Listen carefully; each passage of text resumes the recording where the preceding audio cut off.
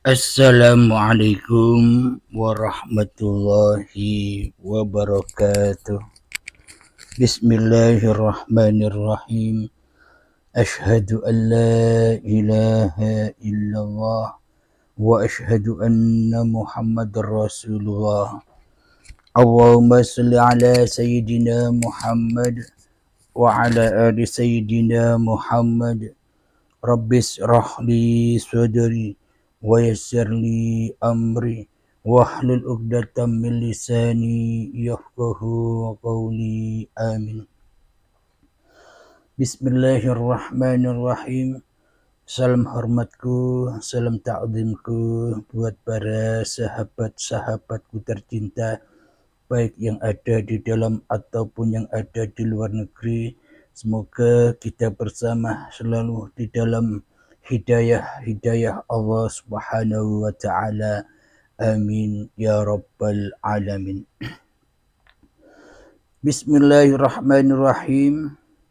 Rukun haji sudah kita bahas, yakni yang pertama niat, yang kedua memakai ihram, yang ketiga wukuf di Arafah, yang keempat sa'i, dan yang kelima sekarang tahallul.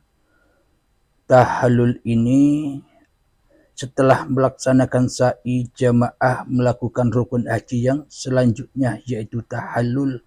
Yang dimaksud tahallul yaitu memotong rambut. Untuk laki-laki paling sedikit menggunting 3 helai rambut, sedangkan bagi jamaah wanita cukup menggunting ujung rambutnya paling sedikit 3 lembar juga. Alhamdulillahirabbil alamin. Apa makna dari tahallul ini? Makna dari tahallul inilah yang dinamakan bai'atul akbar, memisahkan antara apa yang kita anggap punya kita. Memotong rambut itu maknanya memisahkan yang selama ini kita akui sebagai milik kita.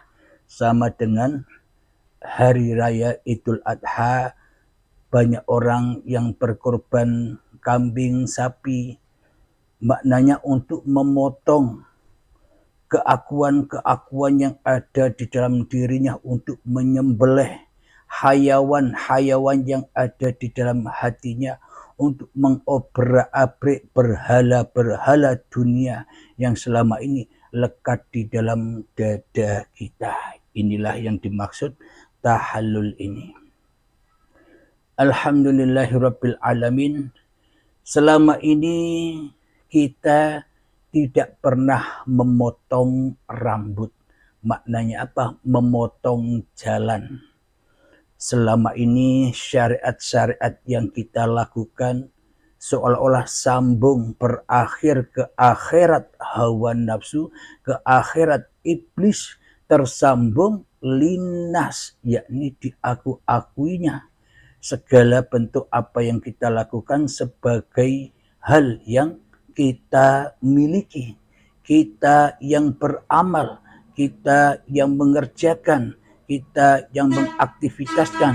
Selama ini kita tak pernah bisa memutus jalannya itu.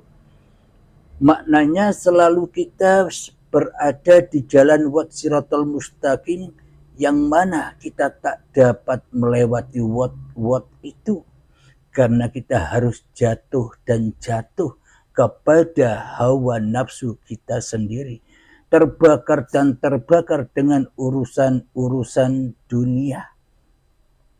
Karena inilah harus dikorbankan, harus diputus agar apa? Agar tersambung kembali hablum minallahnya. Bila hablum minallahnya tidak tersambung, maka tidak tersambung pula hablum minannasnya. Bila hablum minallahnya tidak tersambung, maka palsulah hablum minannasnya selama ini.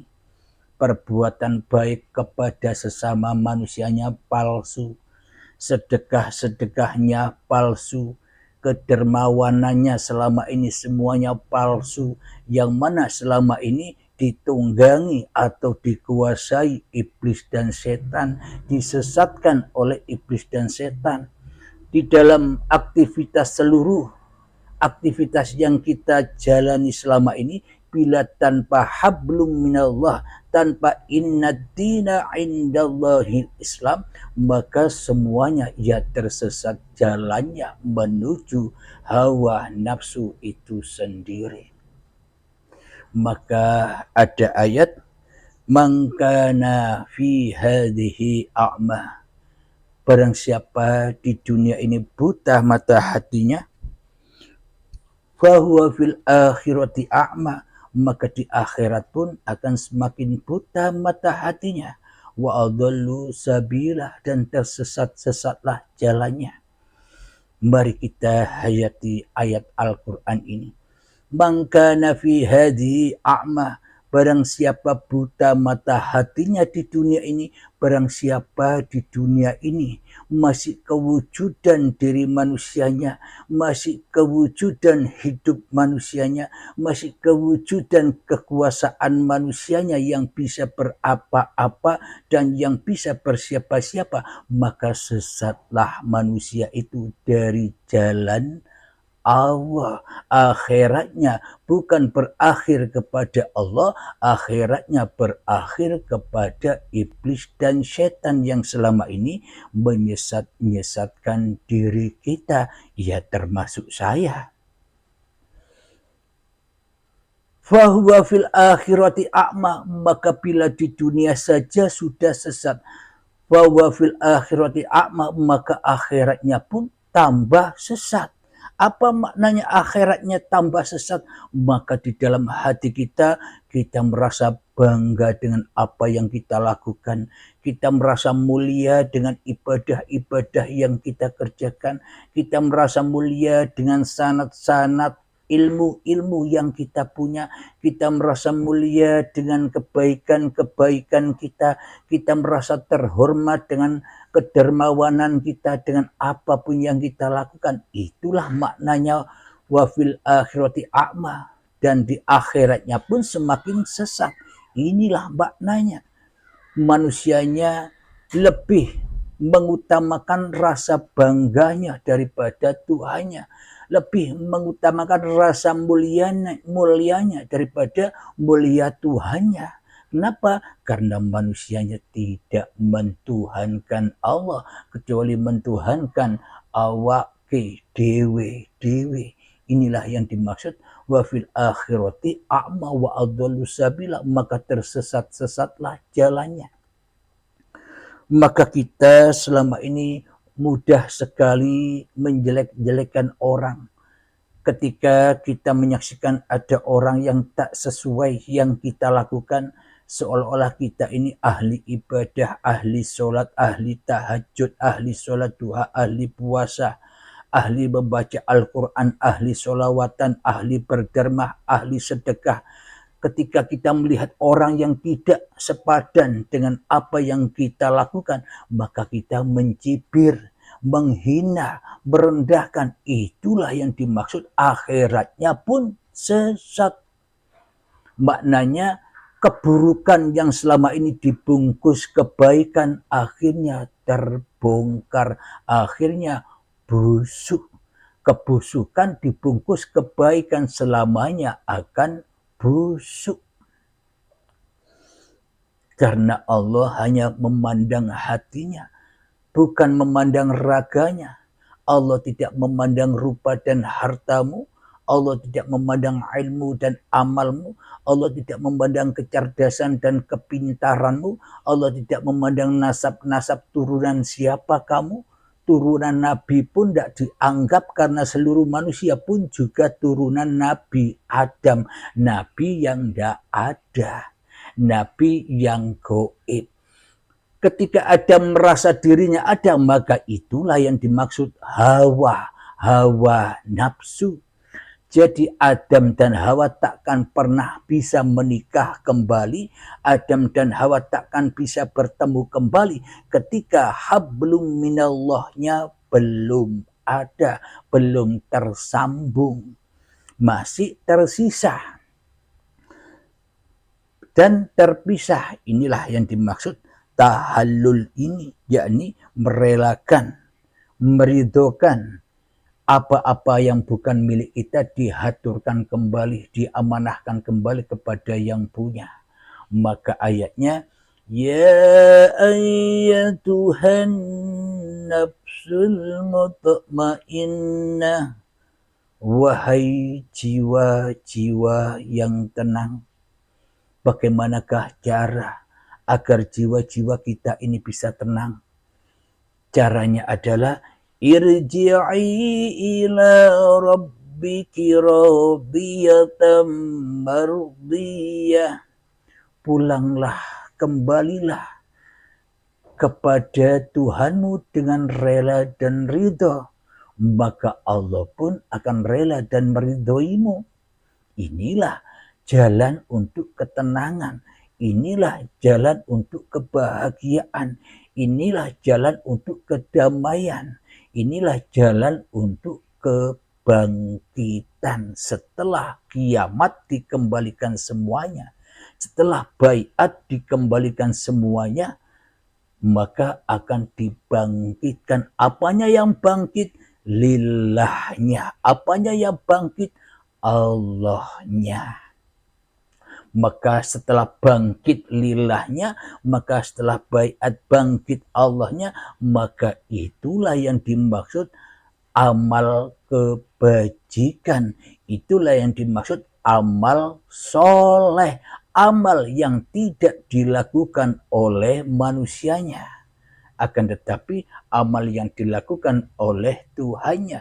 Maka terbuktilah di dalam Al-Quran, Muhammad, bukan kamu yang melempar, bukan kamu yang membunuh, bukan kamu yang memanah, semuanya itu aku. Kelihatannya syariatnya melempar itu buruk, memanah itu buruk, membunuh itu buruk kelihatannya. Tapi bila bukan Muhammadnya yang melakukan, maka itulah amal soleh. Tapi bila Muhammadnya yang melakukan, maka itulah amal maksiat. Bila Muhammadnya yang jadi Tuhan di dalam hatinya, apapun pekerjaannya, sholat, ibadah, zikiran, sholawatan, baca Al-Quran, tahajud, duha, puasa, bila masih Muhammadnya yang ada di dalam hatinya, bila Abdul Halimnya yang masih ada di dalam hatinya, bila diri kita yang masih ada di dalam hati kita, maka itu semua amal yang najis, amal maksiat, yakni fahsya wal munkar. Alhamdulillahirabbil alamin. Bila sudah kembalikan semuanya, harta, amal, ilmu, anak, istri, suami, kerajaan, kekayaan yang ada di dalam hati, bahkan hidup dan badan dikembalikan kepada Allah dengan rela dan ridho, maka inilah yang disebut fadkhuli fi ibadi. Inilah yang disebut hamba yang mengabdi. Inilah orang-orang yang beriman kepada Allah. Inilah orang-orang yang beriman kepada malaikat-malaikat Allah. Inilah orang-orang yang beriman kepada kitab-kitabnya Allah. Inilah orang-orang yang beriman kepada rasul-rasulnya Allah. Inilah orang-orang yang beriman kepada hari akhir atau kiamat. Inilah orang-orang yang beriman kepada qada dan qadarnya Allah. Fadkhuli fi ibadi. Hanya ini perjalanan manusia untuk mengabdi kepada Tuhannya. Ini babakan hakikat makrifat lo ya. Ini babakan hati lo ya. Ini babakan Al-Quran lo ya. Jadi bagaimana caranya syariat ini menjadi makrifat? Yo, jangan kau akui dirimu lagi di hatimu. Inilah amal syariat menuju makrifat. Inilah manusia yang menuju Tuhannya untuk fathuli fi ibadi, untuk mengabdi kepada Tuhannya. Maknanya kembali kepada Tuhannya sesuai dengan ayatnya, wa ma khalaqtul jinna wal insa illa liya'budun. Tidak kuciptakan jin dan manusia hanyalah untuk mengabdi kepadaku. Jadi syahadat, sholat, zakat, puasa, dan haji bila sudah dikembalikan kepada hablum minallah, maka inilah yang dimaksud fadkhuli fi ibadi. Maknanya tidak terpisah lagi, sudah ahad di dalam hamba-hamba yang mengabdi, tidak tercecer lagi iman yang 6 ini, tidak tercecer lagi rukun Islam yang 5 ini, alias ahad, ahmad bila mim. Ahmad bila mim yaitu ahad, hanya uripe Allah pelakunya. Inilah yang dimaksud amal kebajikan atau amal soleh. Kemudian bila sudah kita persembahkan dengan rela dan ridho lewat pintu baiat, maka wadkhuli jannati, karena sudah Islam hatinya, silahkan masuk ke dalam surgaku. Enjoy wae, melanjutkan kehidupan di dunia ini. Maknanya setelah baiat, maknanya ketika sudah disembelih, dikurbankan sapinya, maka akan menghadapi hari tasyrik, yang mana haram berpuasa 3 hari di dalam hari tasyrik itu. Apa perintahnya? Enak-enak nawai, mayorannya ti kambing, gulai kambing, ngerendang daging sapi. Maknanya enjoy saja ketika sudah disembelih, sudah dikorbankan hak-hak milik manusianya di hatinya. Alhamdulillahirabbil alamin. Semoga paparan-paparan di uripi Allah ini membawa khususnya kepada saya kepahaman, dan untuk kita semua agar kita selalu terjaga kehidupan ini dari hidup manusianya.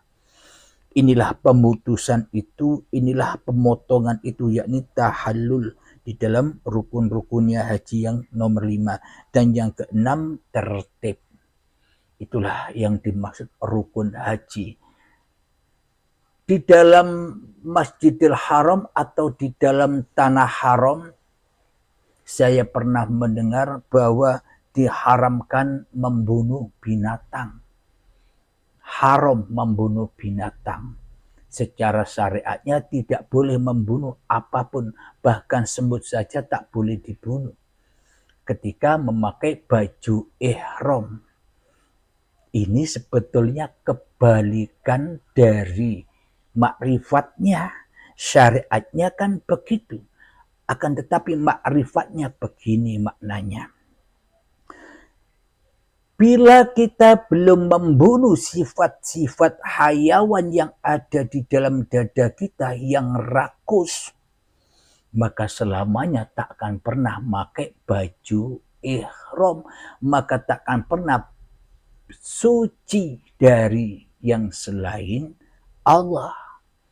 Maknanya bila masih ada binatang-binatang diri manusia kita di hati kita, karena barang siapa yang memperturutkan hawa nafsunya, maka ia tak lebih rendah derajatnya dari binatang ternak, dari anjing, dari celeng, dari babi, dari kambing yang tersesat, dari domba yang tersesat, dari sapi. Semuanya sifat-sifat anjing yang ada di dalam hati kita wajib dibersihkan agar bisa memakai baju ihram. Maknanya agar nyata kesucian Allah. Jadi yang dimaksud tidak boleh membunuh hayawan ketika berihram. Tiadakan sifat manusiamu di hatimu saat memakai baju ihram. Tiadakan sifat-sifat rakus hayawanmu di dalam hatimu saat memakai baju ihram. Maka terlaksanalah, maka terbuktilah, maka akan nyatalah ihram itu, kesucian itu, ya sucinya Allah sendiri. Alhamdulillahirabbil alamin. Semoga saya dan kita semua selalu diberi petunjuk kepahaman oleh Allah Subhanahu wa taala. Amin ya rabbal alamin. Bukannya saya bisa bercerita begini, saya sebagai pelakunya, kita sama-sama belajar. Jangan sampai silau memandang saya. Jangan Anda perdengarkan paparan-paparan ini datangnya dari saya. Saya hanya mengutip dari Al-Quran yang sesungguhnya semua kalam hanyalah milik Allah. Seluruh makrifat hanyalah makrifatullah. Arafah milik Allah. Jadi kita tidak boleh menilai orang lain, tapi kita wajib menilai diri kita sendiri. Wong namanya kaji diri. Kaji diri yang menilai diri sendiri, sibuk menilai diri sendiri daripada menilai orang lain. Bila kita masih melihat silau menilai orang lain, berarti yang sesungguhnya di dalam hati kita masih buruk sangkanya kepada Tuhannya. Maknanya masih buruk sangka kepada Tuhannya. Kenapa? Karena manusia tidak menyaksikan Tuhannya di dalam manusia yang lain. Karena manusia hanya menyaksikan kewujudan manusianya seperti kewujudan dirinya di hatinya. Maka kebanyakan manusia menghina-hina orang lain, menilai orang lain buruk dan lebih buruk daripada dirinya sendiri. Karena inilah tipu daya iblis dan setan yang menyesatkan kita selama ini. Alhamdulillahirabbil alamin. Di sini pun juga kita di paparan uripe Allah ini tidak membanding-bandingkan kepahaman orang lain dengan kepahaman dengan paparan yang ada di uripe Allah.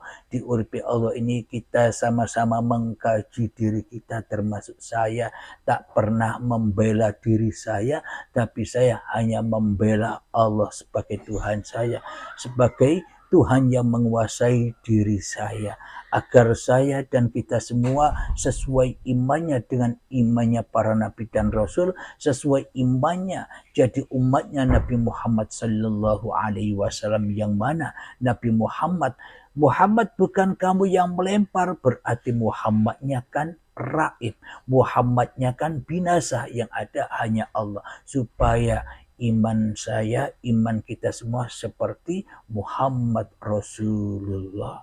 Jadi inilah yang dimaksud penyaksian itu.